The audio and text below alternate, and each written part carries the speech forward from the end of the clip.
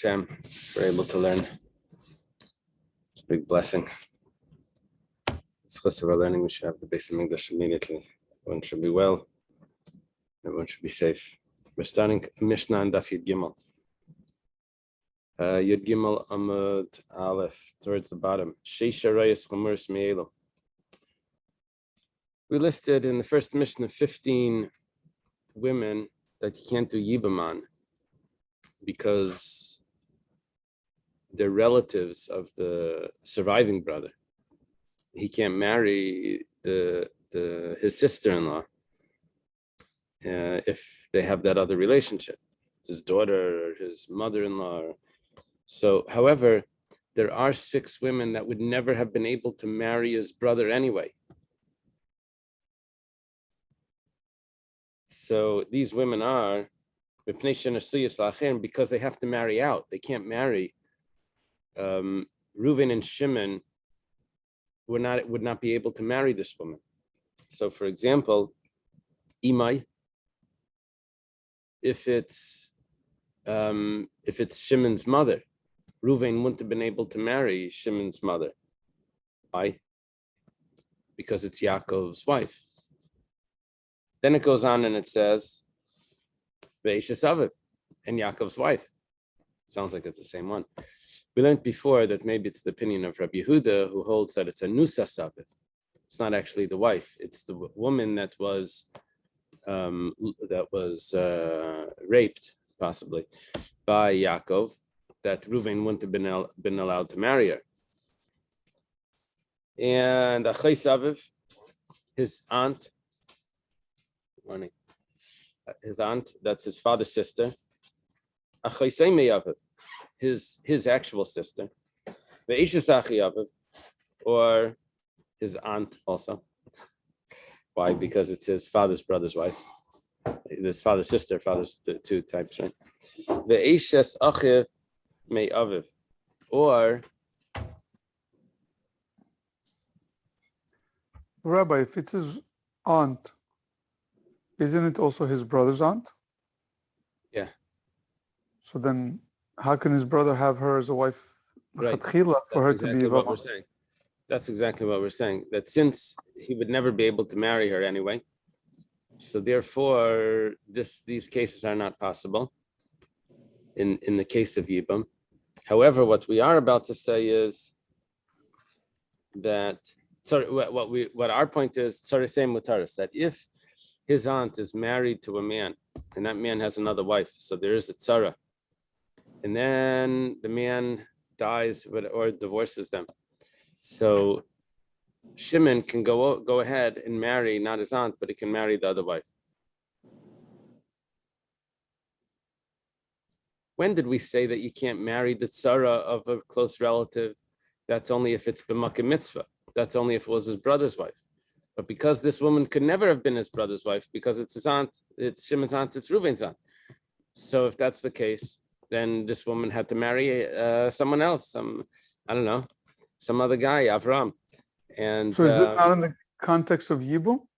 So therefore, it's in contrast to Yibam. In contrast to Yibam, where the tzara becomes a problem. So in contrast to that, when it's a regular marriage, the tzara is not a problem. Yeah. The wife of the father here is not the stepmom. Yeah, it could be it could be the stepmom, which means that it's not his mother anyway. Right. And Imai would be his mother. But if it's even the wife, if it's the same Isser, then why would it have to be that? So we said maybe it's Rabbi Yehuda's view. Unless this is discussing half brothers. Yeah, Yibam would work though, I think, only with the brothers from the father, and all of these relatives are from the father. Just the point here is that these marriages were never marriages, because they're right. So if the person isn't married to their mother, like, it's not a real marriage. So the rival of the mother, right? It's not a real rival either, right? That's what. No, I didn't view it like that. I thought what the Gemara is saying. I thought what the Mishnah is saying is that in the first 15 cases, there was a possibility of those relatives being married to Reuven. The only problem was they couldn't be married to Shimon.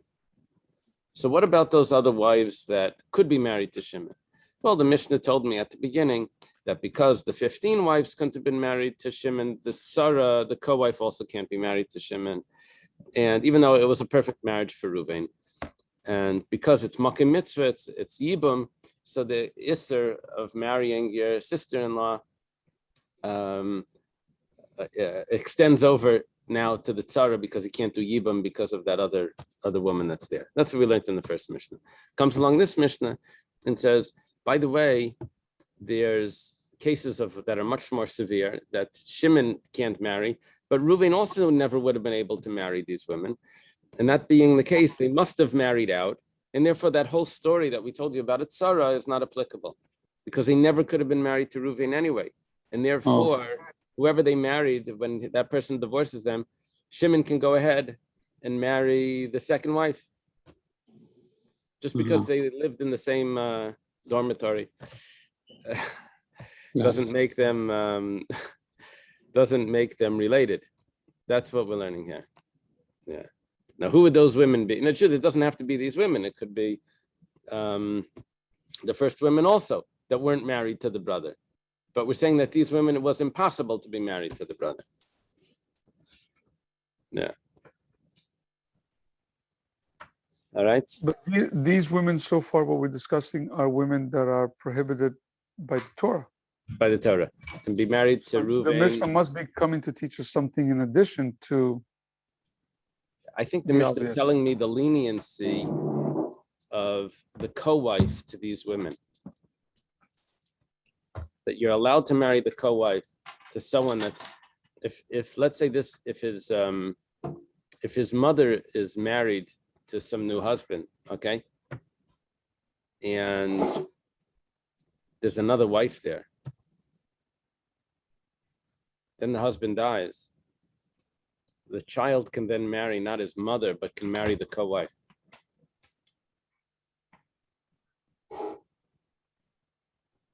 Yeah, So every time he came over to the house, even though she's a tzara to a prohibited relation altogether. Yeah. Wow. Okay. Yeah. Now the Mishnah goes on and says, one second, did we get Eishes Achiv Mi Aviv? His Eishes Achiv, his brother's wife. Yeah, which she wouldn't be allowed to marry unless it was a case of Yibam. Okay, so she wouldn't be allowed to marry another brother. She would have to marry, if she wanted to get remarried, whatever, she would have to marry someone else. So then that co-wife would be permissible back to Shimon. Okay, Beishamai matir natzaris lachem. This is a very general rule. Beishamai says that you're allowed to marry the co-wife. Always. He rejects the whole 12 pages that we just discussed. Yeah. He had a shorter Daf Yomi cycle. Yeah, the whole first Mishnah would have been deleted. Yeah. But Beisil says it's Aser. Yeah, I don't know why we didn't start with that, saying that what we're about to tell you is the opinion of Beisil. Choltzu. Let's say Chalitza was performed on the Tzaris. You hear what's going on? The Shammai said it's not necessary to do Chalitza on the Tzara, on the co-wife. Why? Because the other wife was Shimon's mother. And the co-wife doesn't need Chalitza, according to Beisil. They just marry out. There's no mitzvah there of Chalitza, if there was only one brother. So, but they did Chalitza anyway. So Beishamai, Paislin Menakuna. Beishamai says that Chalutza is prohibited to marry a Kohen. Why? Because Beishamai held that woman required Chalitza. Because Beishamai says that the Tzara still has to marry the brother. even though the other wife was Shimon's mother. But so what? The second wife was not related. Beis Hillel Machshir, Beis Hillel says you did chalitza, I know, but that was just like a mock chalitza. It wasn't a real chalitza. And so that woman is a widow, she can marry a Kohen. A widow can marry a Kohen. Nisyabmu. Okay, now this is getting very complicated. Let's say Yibum was performed. According to Beis Shammai, that's great. Beis Shammai Machshirin. Beis Shammai says that if the second husband, Shimon, dies, so this woman was a widow twice, she can still marry a Kohen. However, Beis Hillel Paisim, Beis Hillel says, no, she can't marry a Kohen because she was never allowed to be married to Shimon. That was a forbidden marriage. Why was she not allowed to marry Shimon? Because Shimon and Reuven are brothers. Leah, which is Reuven's second wife, or whatever, happens to be Shimon's mother. Not mother, Shimon's daughter. That was possible. Happens to be Shimon's daughter. Reuven took her as a wife. So Yibam was not supposed to be performed on Rachel. According to Beis Shammai, yes. According to Beis Hillel, no. So Shimon did do Yibam on Rachel, the co-wife of his daughter. So Beis Hillel says that turns Rachel into a Zaina. And a Zaina is not allowed to marry a Kohen. She's a forbidden woman to a Kohen. And who is considered under the category of a Zaina, someone that's forbidden to a Kohen to marry, is anyone that was married to someone that was prohibited. So yeah, a Zaina is an adulteress, prostitute. So who would that be? Anyone that lives with someone that was a forbidden relation. Does Zona be applied to men also? I don't think so. Not in any halachic. Okay. Now we have an interesting part. Even though Beis Shammai and Beis Hillel, this one says it's prohibited, this one says it's permissible, this one say that it's puzzle, and this one say that it's kosher. We have Beis Hillel first, right? Interesting. Beis Shammai would not refrain from marrying women from Beis Hillel. It's not such a big chiddush, because Beis Hillel, yeah, they would allow the tzara out without chalitza. All right, that's a lav. So Beis Shammai and Beis Hillel would not intermarry. 1 second. Beis Hillel would marry women from Beis Shammai. There was intermarriage between Beis Hillel and Beis Shammai, even though they didn't have the same marriage laws, and that could affect the validity of some of the women and the children. So, but and another point is kol taras vatmei she'ela matarin ve'ela matamin.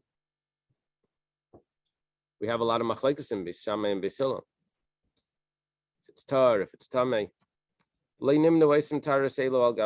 they did not refrain from using each other's vessels. They would borrow vessels from each other and use them, even though if they actually followed the laws all the way through, some of those vessels could have been tamei. How were they able to do this? We're going to learn that Beis Shammai would inform Beis Hillel, by the way, that family or that vessel is tamei according to you. Yeah.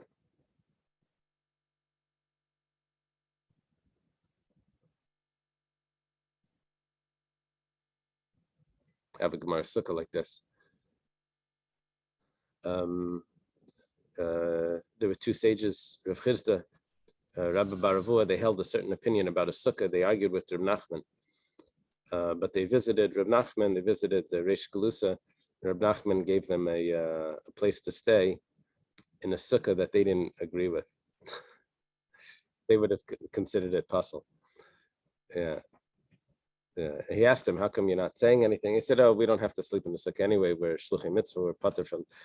But yeah, it didn't seem like that was the correct approach, just to feed someone, You go to someone else's house. He knows you don't eat that, but he thinks it's kosher for him. So he serves it to you. So here what we're saying is that they knew what each other's rules were and they would inform them. By the way, this is, for you, this is not acceptable. Amr Reb Shimon ben Pazi, my time at the Beis Shammai. Shimon ben Pazi says, what's the reason for Beis Shammai that says that you're allowed to marry Shimon? We have Reuven and Shimon, the brothers, right? And Reuven has two wives, Rachel and Leah. Leah happens to be Shimon's daughter. So Beis Shammai says that Shimon is allowed to marry Rachel. Rachel is not related. It's a tzara for Leah, but not related to Shimon. So Yibam could be performed. What's the reason for that? We learned from Pasuk Litzrar. Really, all the Gemara needs to do, it says, well, they don't learn Litzrar. But the Gemara doesn't do that. It makes it more complex. It says they have a special limud. So you have to look at this pasuk. The wife of the deceased should not marry a strange man. He has to marry the brother. She has to marry the brother. That's the mitzvah of Yibam. The pasuk says Eishes Hameis Hachutza. That's just where to put the comma. The wife of the deceased should not go out to marry a strange man. Hachutza would mean to go out to marry a strange man. She should marry the brother. The way Beis Shammai reads it is Eishes Hameitz Hachutza. The outer wife should not marry a strange man. Chutza Mechlal Dika Pnimis. Obviously, there's an inner wife. The inner wife means a close relative. The outer wife means someone that's not related. That means that even the tzara of a close relative is not allowed to marry until chalitza is performed. They take the word hachutza and they say it's referring to two wives. One is an outer wife and an inner wife. The inner wife means that it's part of the family. It's a relative of Shimon. The outer wife, and the halacha applies to both. Beis Hillel would not have said that. Beis Hillel would have said that once there is a relative, then there's no halacha over here of Yibam. But Amar Rachman Aleisiyah, the Torah says that the Eberster says that you can't marry out until chalitza is performed. Beis Hillel, what does Beis Hillel do with this? It says Rabbi Yehuda Marav. They follow the opinion of Rabbi Yehuda Marav. Dam Rabbi Yehuda Marav minayin shein kedushin teifsim biyavama. So you have to do chalitza before you marry someone else. Right. That makes sense. Beis Hillel says that this teaches me that if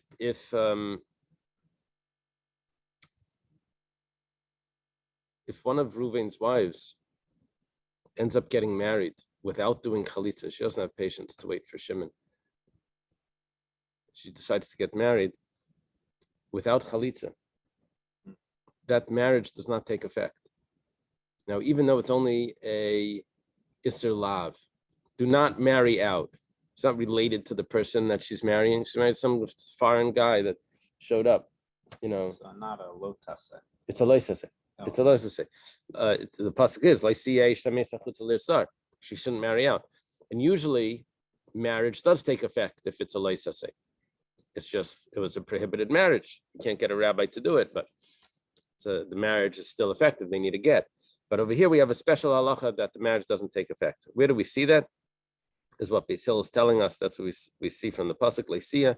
She should not be in a marriage to a strange person. That means someone that's not the brother until chalitza is performed. Beis Shammai. What does Beis Shammai know that from? Miksiv lachutz, chutz ksiv.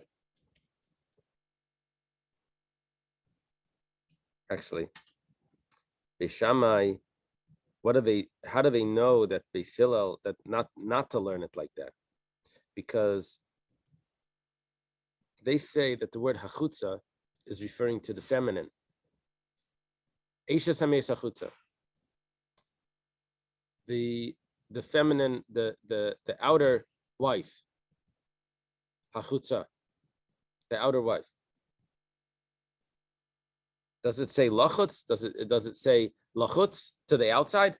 No, it says hachutza. It's referring to her. Chutza ksiv. Beis Hillel, given the ksiv chutza, command the ksiv lachutz tami. Beis Hillel says no. Any hay at the end, the Tanya Reb Nechemia Mekol Tevish Tzricha Lamed B'Tchilasa Hitala Hay B'Seifa. We do this a lot. Hitla Kasav Hay B'Seifa. Do this a lot of times with places. Vayetzi Yakin Be'Shav Yela Charana. Yeah, when it comes to a location, we'll say to Haran, we'll say Harana. As it says, we have some sources for this. Tanad Rabbi Shmuel, Elim is Elima, Machanayim is Machanaima, Mitzrayim is Mitzrayim, Divlasaima, Yerushalayim, Midbara. Okay. When a lot of times what the Torah does is when it wants to say they went to a place, it doesn't say li, that place, to that place. It just says that place with a hay at the end. Harana, Mitzrayim. And it means to that place. So what Beis Hillel is saying is chutza means lachutz, to the outside. That she should not be married to the outside until chalitza is performed. And if it's not performed, then the marriage is nothing.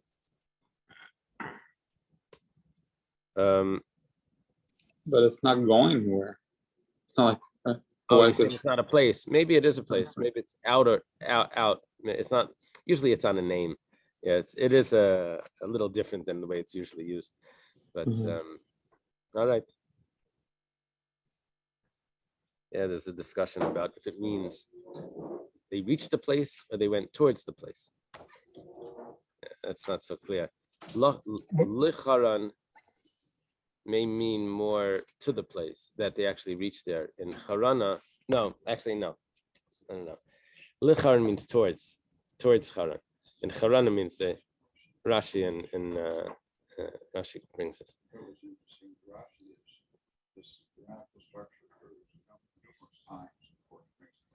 Yeah. Yeah, I've seen comments on that. I don't remember now, but I've seen comments on that. Maybe this means chutza because when she's marrying out, she has to move into the home of the other, and it's a physical out. Right. That would explain it. Why you can use that hey rule, hey lamed rule, because it is a location. It is a location because she will Usually leave. it's like a proper name, Harana, Mitzrayim. This is just anywhere outside. Okay. Beis Shammai, to Rabbi Yehuda Marav Minalahu, where do they know that the marriage doesn't take effect? If the Yevama is impatient, needs to get married, I'm not waiting for that kid to grow up, right? That's he has to grow up, the brother. He has to be the right age. So, which could be complicated. Could be 13 years. So, so where do you know that if she does get married, the marriage doesn't take effect? It says she has to marry someone else. She should not marry someone else. So why, if that's a good limit, why doesn't Beis Hillel use that? You're right. We said enachanami. You're right. So chutza lamali. Now they have chutza left over. It says, well, that's the Rabbi Sarusa. That's coming to include that even if Ruvain was not really married to Rachel or Leah, Ruvain was just betrothed to them. He didn't actually finish the marriage. You still have to do Yibam. Yeah? Interesting point. Shimon has to replace the fiance, replace the brother, and to take over that wife. His brother passes away and was betrothed to. betrothed. And Chalitza still on. You still have to do Chalitza Yibam. We learned that from the word Chutza. Oh, and if he doesn't want to do Chalitza, he could obviously do. Yeah. Wow. V'idach. How does Beis Shammai know?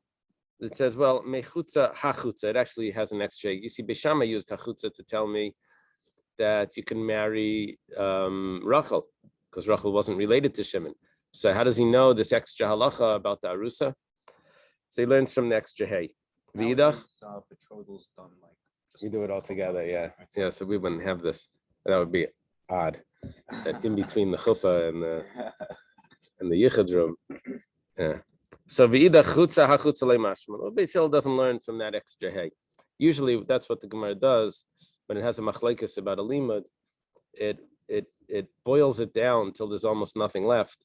And then it will say, he doesn't make that distinction between that one letter. Okay, what did we have here? We have the explanation for Beis Shammai, why Shimon is allowed to marry the co-wife, do yibam on the co-wife of his close relative, possibly his daughter. We learned it from that there's two wives, hachutza, and there's the pnimis. And the rule is that even the outer wife cannot marry out. Even the tzara cannot marry until yibam is performed, which means yibam is supposed to be performed, or chalitza, right? Rava Amar Tamay de Beis Shammai de Eines Rechala Lisser. Rava says, very interesting. There's a rule, Eines Rechala Lisser, that if the Torah prohibits something, you don't have another prohibition coming on that as well. Now, there were exceptions to this. Exceptions were, let's say, treif of food on Yom Kippur, so it's already treif. How could it be a prohibition of eating it on Yom Kippur? It's already treif. Well, Yom Kippur includes more foods. So because that's an umbrella, so this food will get categorized under that as well. But if it's a direct prohibition, I think the Gemara discusses chaylev and nevela or something. There's things that the forbidden part of the animal, and then the animal dies. Is it considered treif, or is it just chaylev because it wasn't even kosher before? Here what we're saying is that this woman was prohibited already. And we're not going to extend the prohibition onto the tzara. So it's going to work like this. Let's see. This means Reuven is married to Leah, and Shimon is married to Rachel. Now Rachel and Leah are sisters, and Reuven and Shimon are brothers. So what we're going to say is, Layasi Isser Eishas, Layasi Isser Achais Isha. Leah happens to be prohibited to Shimon for two reasons. First of all, it's his brother's wife. Second of all, because it's his wife's sister. Two reasons. Now, if it's his brother's wife, first, now before Shimon married Rachel, before they met at the wedding. So Reuven marries Leah. So Shimon is already prohibited to marry Leah because it's his brother's wife. Now Reuven's going to pass away, and he's going to have. There was a prohibition of it's his brother's wife. Then he goes ahead and he marries Rachel. Shimon marries Rachel. Now he just added another prohibition. What prohibition did he add? That now Leah is now prohibited to him because it's his wife's sister. So we say that second prohibition doesn't take effect, and therefore, when Reuven passes away, is there a prohibition of his wife's sister on that marriage? No, there's only his brother's wife. Well, his brother's wife prohibition goes off because there's a mitzvah of yibam. Now, it turns out he can't actually marry his wife's sister because he can't marry his wife's sister. But the tzara was never prohibited under that category of being being in a marriage where his wife's sister's there. So you're just left with the original prohibition of his brother's wife, which now went off, and he can marry the tzara. Taisvis asks, why doesn't Achais Isha not take effect and let him marry Leah? Forget about the second Sarah that was the co-wife.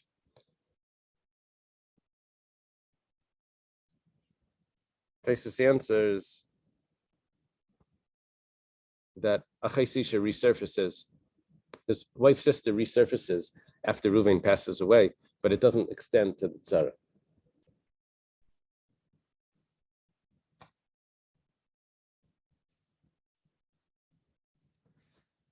Okay.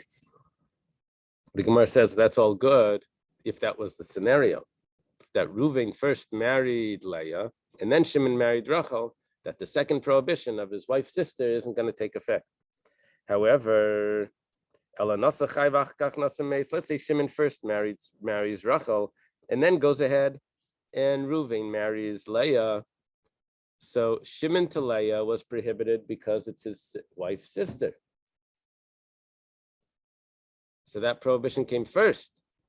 So why does Beis Shammai hold in that case that Yibum could be performed on the tzara of Leah? It's the co-wife of his wife's sister. You can't do Yibum like that. The Gemara says very interesting.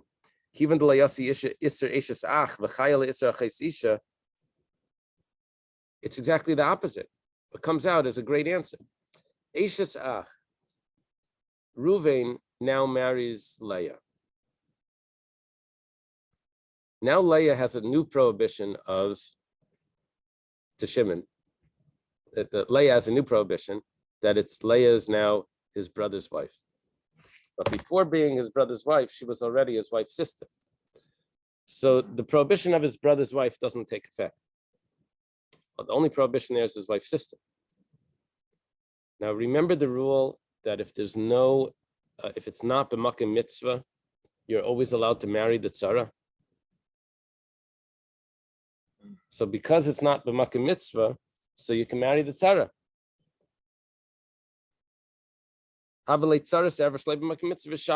So that's why Shimon is allowed to marry the co-wife of his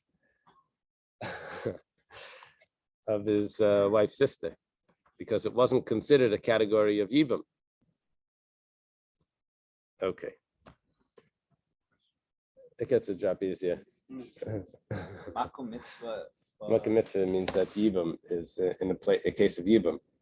That's when co-wives have problems. It's when having co-wives is like there's an exception to it. No. That's if it's a case of makom mitzvah, then Shimon can't marry his wife's sister's co-wife. Okay. But if it wasn't a case of Yibum, then he could marry his wife's sister's co-wife if the husband died and whatever, because it wasn't his brother. So here we're saying it's as if it's not his brother, because the prohibition of his wife's sister came first. So the prohibition of his brother's wife can't take effect on her. Okay. Let's go further. Chaltzu b'shamay paislim, if they did chalitza, B'Shamay says it's possible from Kuna, Basil says it's kosher. Pshita, that's obvious, it's going to be kosher, and you did nothing, it was a mak chalitza. So it says, well, Lafuki de Rabbi Yechon Menuri, Dam Rabbi Yovan Sakalam, Tzarshi Chaltzis Lemesiabis, Kamash Mol de Basil Machshirin. I could have thought maybe you should do chalitza anyway, just in case. We say, and that would be like some sort of validity. We say, no, chalitza is not necessary. Totally nothing. And that's the chiddush over here, that therefore they can marry a Kohen, because it's just a widow. A widow can marry a Kohen.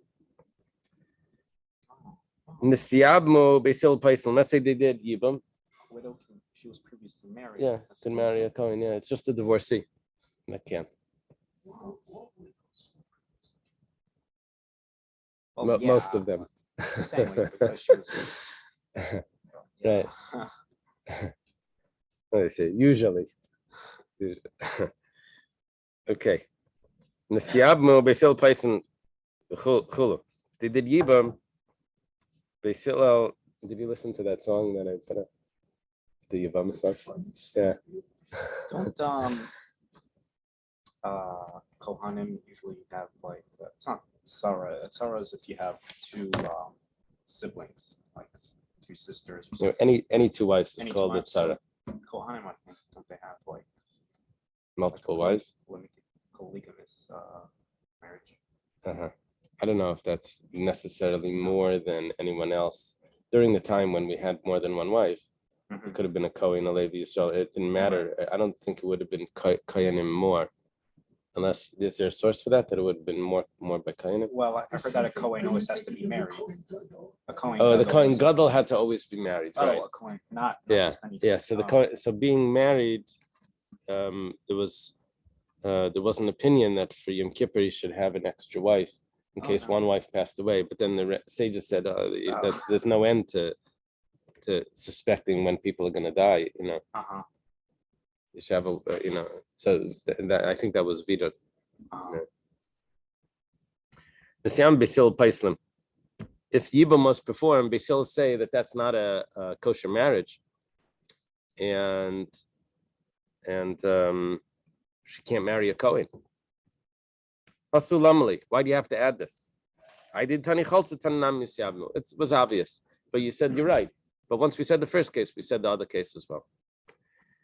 Okay, now we enter into a very interesting sugya that's much lighter than what we're discussing, and it's an interesting discussion. This is an important piece.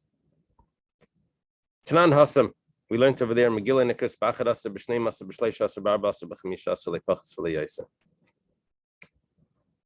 The Megillah is read on the 11th, 12th, 13th, 14th, and the 15th, but not be earlier, not later. And this was a rule for the people that were coming into the cities to hear the Megillah. So they would come in on Monday and Thursday. They would get the Megillah read for them then at that time. Get the other Messiah. Amalei Rish Lakish Rabbi Yechanan. Rish Lakish asks Rabbi Yechanan the following question: Ikri kan leisis goydedu leisasa agudis agudis. It's a problem. I have half the town reading the Megillah, half not reading the Megillah. The Torah says, "Do not make a scratch on the body when someone passes away." You know, in mourning, we don't mutilate the mourners. Don't tear your hair out. Tear your hair out. Don't make a scratch. But one of the ways of reading that verse is leisis goydedu, is don't make groups. The Jewish people are supposed to be one community, and now you're dividing it up. This one's reading the Megillah then. This one's reading the Megillah then. Rabbi Yechanan responds, "Hai leisis goydedu mibai leila gufei. Damarachmana leisasa chabur alameis." Leisis goydedu tells me not that you can't make groups. Leisis goydedu tells me that you can't make a scratch, a wound, because someone passed away. Rish Lakish says, that would mean the wound. My tis goydedu. Shema min alach yudas is coming to tell me more that you can't make groups. So he says, maybe it's telling me is not groups, and you're allowed to make a scratch. He says, no, you're not allowed to make a scratch either. My it's coming to teach me both things. Yes, so Rish Lakish has this extra understanding that the Jewish people are not supposed to be divided into groups. Amalei, Rabbi Yechanan tells him, Ad kan leishanisa makim shnagalas malacha barvi psachim ad chatzais oisim makim shnagas leilas is einaisim. You never learned the Mishnah in Psachim. It says that there's different opinions, different customs about doing work on Erev Pesach. That some places they do work, some places they don't do work.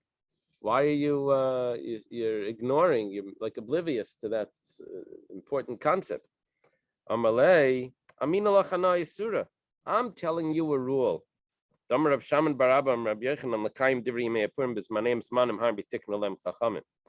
are actually, there is actually a rule when the Megillah is supposed to be read in different places, different times.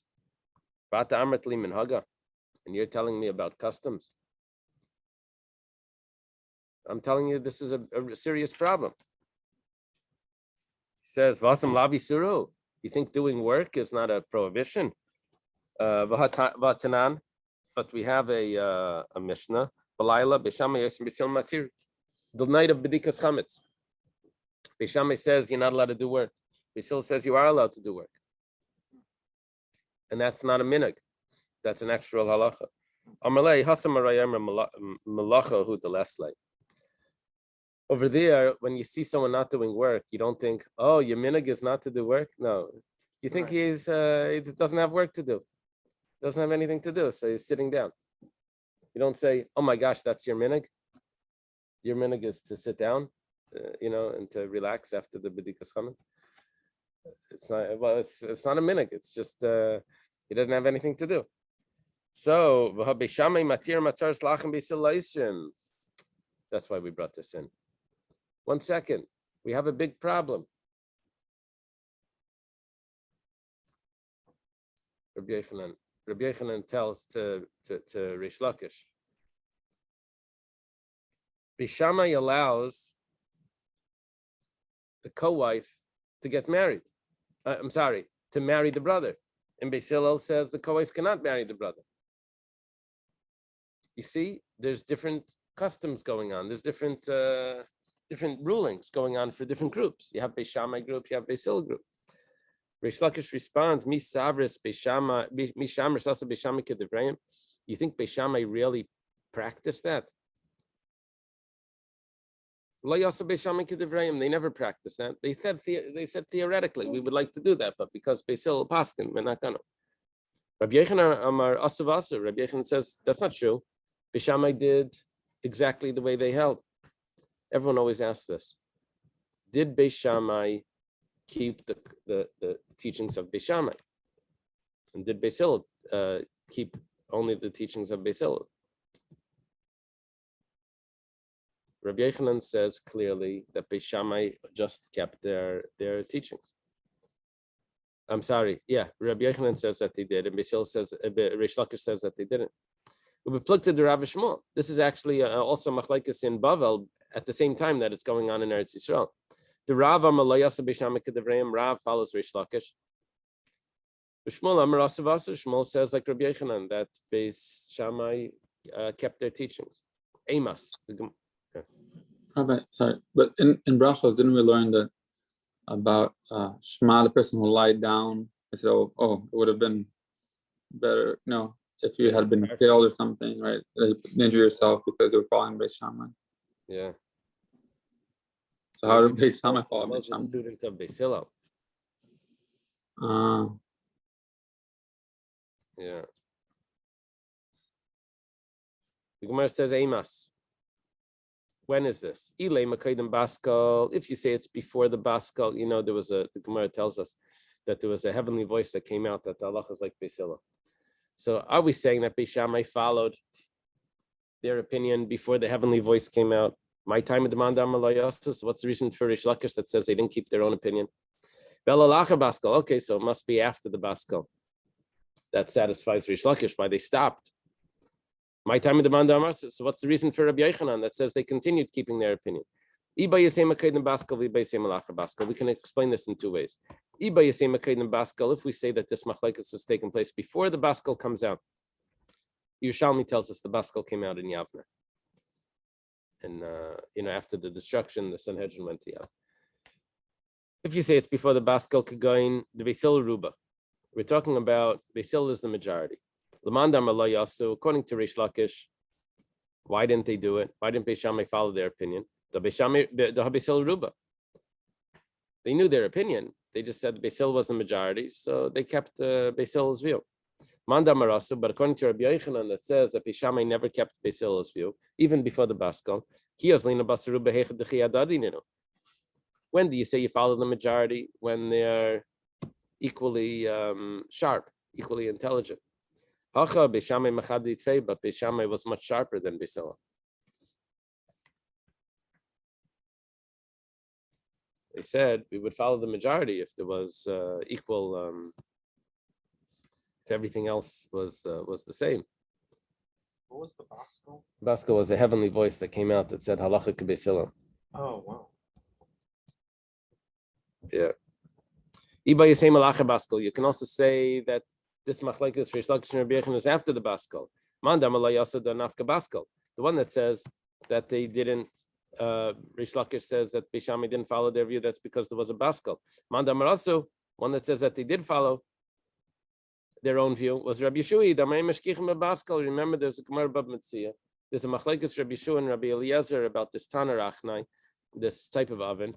And a Baskal comes out, says Allah is like Rabbi Eliezer. Rabbi Yeshua says we don't follow Baskals. We have to paskin with our own. So therefore, a Baskal comes out and says Allah is like Beis Hillel. Rabbi Yochanan would say that Beis Shammai held. So what?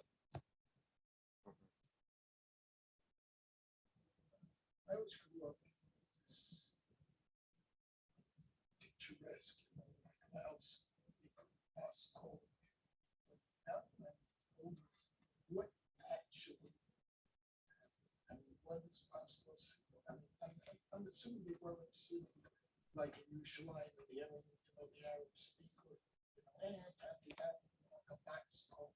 I mean, what are we really saying that? Or are we really saying that, this was like Mata Torah, all of a sudden everyone heard it?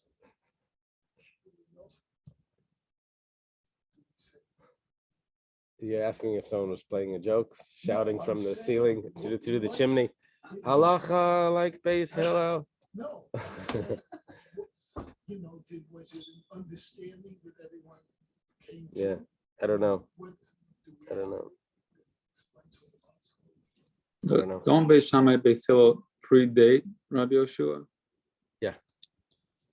So they held like Rabbi Yoshua, meaning or Rabbi Yoshua held like them. Yeah, the Gemara does this sometimes. Gemara will even say that, Rebbe follows the opinion of Abaya. Okay. I would do that. What it means is the logic of Abaya was there the whole time. Abaya was the one that told it to us. So here we're saying that, it's Rabbi Yeshua's view that. So there's no I don't have an answer. You have to know, like, what's prophecy? What was prophecy?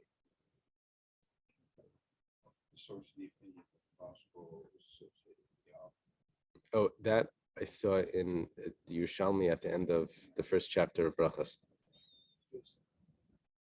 Until the Korban of Bayar Rishon, there had always been a central authority. You only need this kind of possible central authority making decisions. And there Right. is no central authority already. Uh-huh. Korban and the establishment of the Magic Masses. Right. At the same time, though, because of everything they were going through, that could be why there were so many machlokes and how the psak needed to come out then. There's two sides to that. Okay, manda marasu krin kan leisaskaidu leisasu agudus. The one that says that they followed, there's a problem. They're not allowed to make groups. The Jewish people can't be divided into groups. Amar Abaya came in like skaidu kain shtei bati dinim biarachas. That would only be a problem if you have two courts in the same city. Halal umayim kediver beishamai, valayim kediver beisila. Or shtei bati dinim b'shtei yaris leslamba. Different cities, it's no problem. There was a Beis Shammai city, there was a Beis Hillel city. Amalei Rava, but Beis Shammai, Beis Hillel, K'shtei Batidinim Be'erachas Tami. Beis Shammai and Beis Hillel are all over the place. Can't say that they have their own location. They have, they're everywhere. Alama Rava, Cameron, Leisiskaidu, Kain Bezdin, Be'erachas, Plag, Myron K'div Beis Shammai, Plag, Myron K'div Beis Hillel. K'shtei Batidinim Be'erachas Lesamba.